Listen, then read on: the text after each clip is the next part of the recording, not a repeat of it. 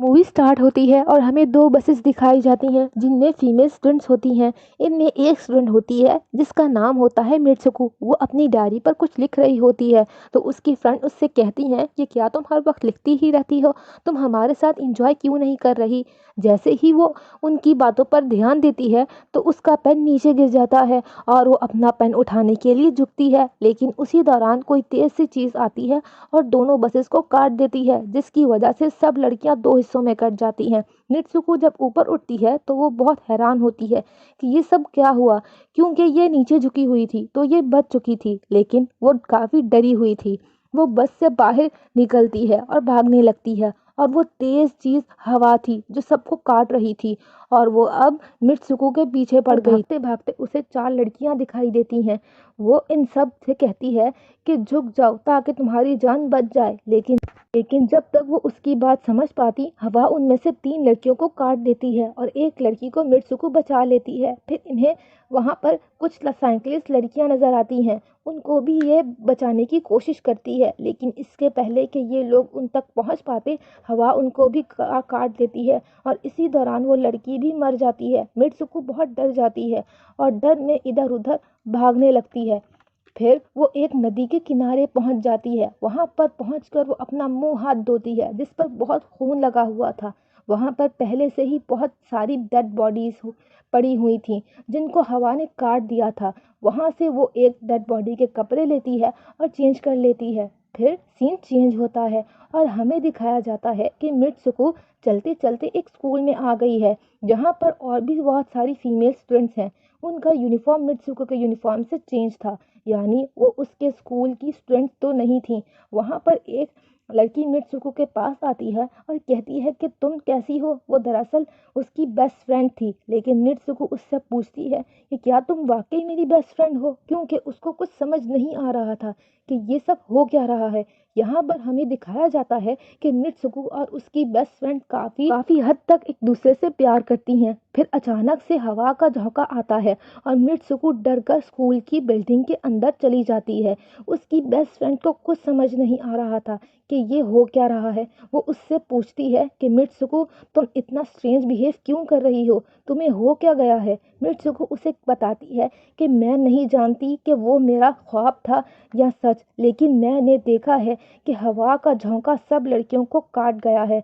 ये सुनकर उसकी बेस्ट फ्रेंड उसको खिड़की के पास ले जाती है और अपना हाथ बाहर निकाल कर कहती है कि ये देखो, ये एक हवा का झोंका है और कुछ नहीं, रोज की तरह ऐसे ही हवा चल रही है। इस पर मित्सुको की परेशानी थोड़ी कम होती है और उसे लगता है शायद वाकई ये मेरा ख्वाब हो सकता है। इसके बाद मित्सुको की बेस्ट फ्रेंड अपनी और दो दोस्तों को ले आती है और क्लास बंक करने का प्लान बनाते हैं। जैसे ही ये चार क्लासरूम से बाहर आ रहे होते हैं तो उनकी टीचर भी आ जाती है और इनको देख लेती है, लेकिन ये चारों वहां से तेजी से भाग जाती हैं और इनकी टीचर पीछे ही रह जाती है। वो चारों भागते भागते एक लेक पर आ जाती हैं। वहां पर मित्सुको की बेस्ट फ्रेंड को भी मित्सुको के ख्वाब के बारे में बताती है। उसमें से एक लड़की भाग जाती है और कहती है कि हो सकता है ये सच हो, जैसे मिरर वर्ल्ड होता है और वहाँ पर सब कुछ इस दुनिया से अपोजिट होता है। और ये कहते ही वो लेक में पत्थर फेंकती है और कहती है कि देखो, यहाँ पर तो मैंने पत्थर फेंका है, लेकिन हो सकता है कि दूसरी दुनिया में मैंने ये ना किया हो। फिर अचानक से हमें दिखाया जाता है कि उनमें से एक लड़की को मगरमच्छ खा जाता है, लेकिन फिर वही बेस्ट फ्रेंड उससे कहती है कि देखो, मैंने कहा था ना कि जो इस दुनिया में होता है वो उस दुनिया में नहीं होता है और जो उस दुनिया में हो रहा है वो इस दुनिया में नहीं हो सकता। तो इसको भी उसी दुनिया में मगरमच्छ ने खाया है और यहाँ पर ये देखो बिल्कुल सेफ है और ये सिर्फ हमारा ख्याल था। इसी लेक के पास हमें एक बेड यानी बिस्तर लगा हुआ दिखाया जाता है। वो चारों लड़कियां उस पर से तकिए उठाकर एक दूसरे पर मारने लगती हैं और फिर हमें दिखाया जाता है कि दूर खड़ी दो लड़कियां इन्हें देख रही होती हैं। इनमें से एक ब्राइड बनी हुई होती है और इनफैक्ट इन दोनों लड़कियों ने आपस में शादी कर ली थी।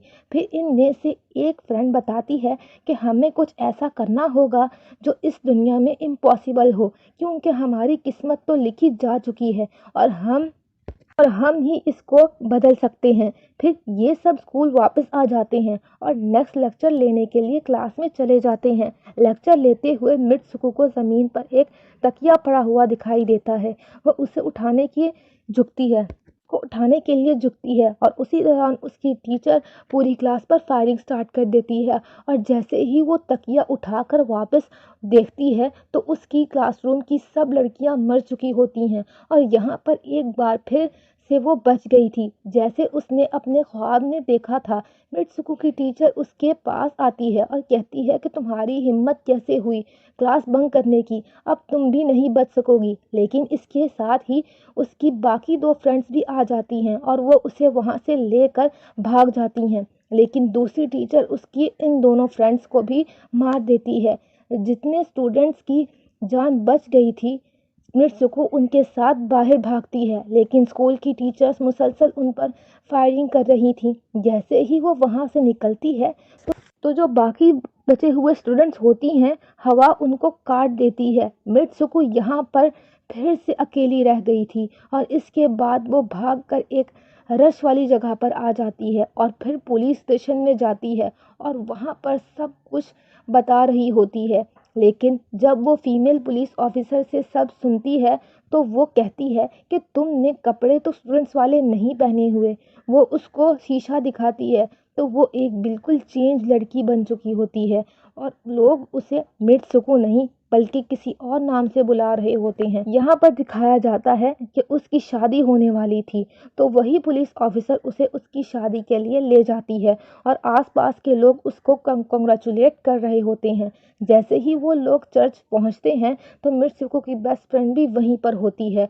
उससे पूछती है कि ये सब क्या हो रहा है तो वो उससे कहती है कि अभी खामोश रहो, हम किसी के कंट्रोल में हैं, बस जैसा मैं कहूँ वैसा ही करो। और ये कहते ही वो उसे वेडिंग ड्रेस पहना देती है और कहती है कि अब तुम चली जाओ। वो अपनी वेडिंग सेरेमनी के लिए आगे बढ़ती है तो सब लड़कियां उसकी मजाक उड़ाने लगती हैं तो उसकी बेस्ट फ्रेंड एक एक करके सबको मारने लगती है। लेकिन सब लड़कियां फिर भी उसे बुली करना नहीं छोड़ती।